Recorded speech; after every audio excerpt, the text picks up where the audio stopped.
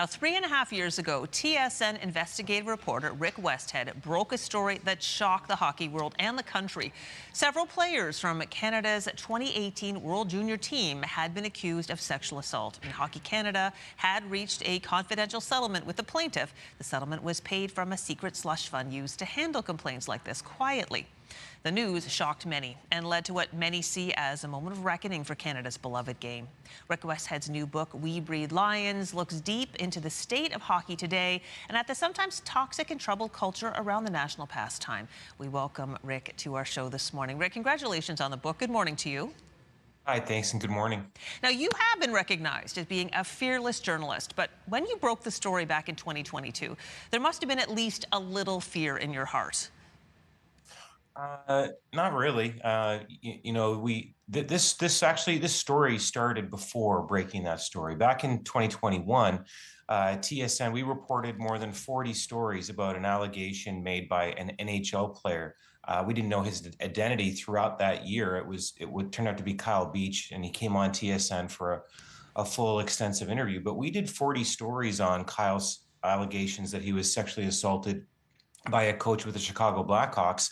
And after that reporting, I can tell you to this day, there has not been a week gone by in 4 years that I haven't received a real credible tip about misconduct in Canadian amateur sports, a lot of them in hockey.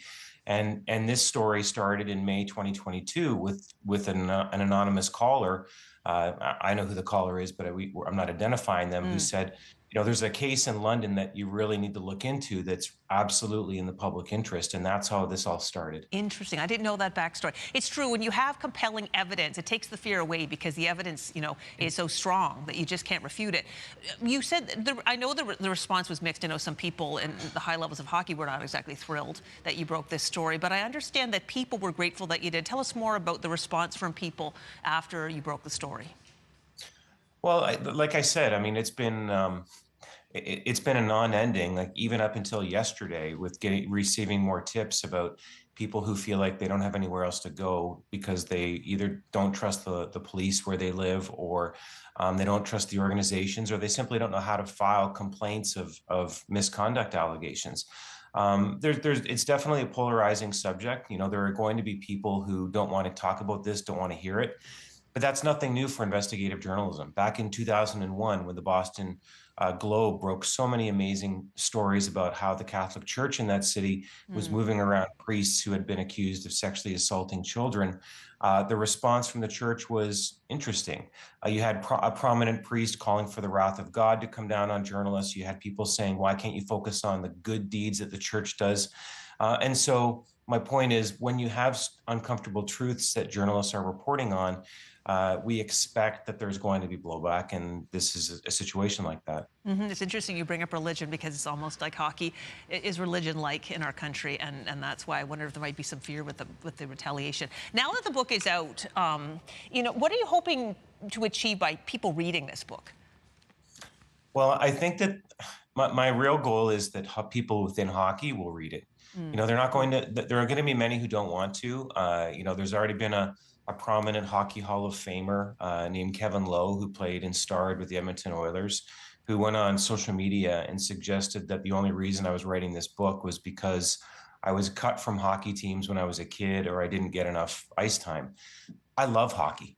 As soon as we get off here, I'm going to play hockey this morning. I play it 3-4 times a week. I coached my boy all the way through his U18 year. Some of the best friends I have are through hockey, and there's amazing people volunteering and working in this game. But the game is so great that it deserves this sort of scrutiny, right? People should be confident that when they're dropping their kids off at a rink, that their kids are as safe as possible. And simply saying, well, we don't want to talk about this because it's an uncomfortable situation, to me, that's just not acceptable. I think we have to talk about these things. We've been here before. And back in the 1990s, Sheldon Kennedy, a Canadian hero now, came out with his story of sexual assault. And guess what? Governments across Canada and hockey institutions promised change.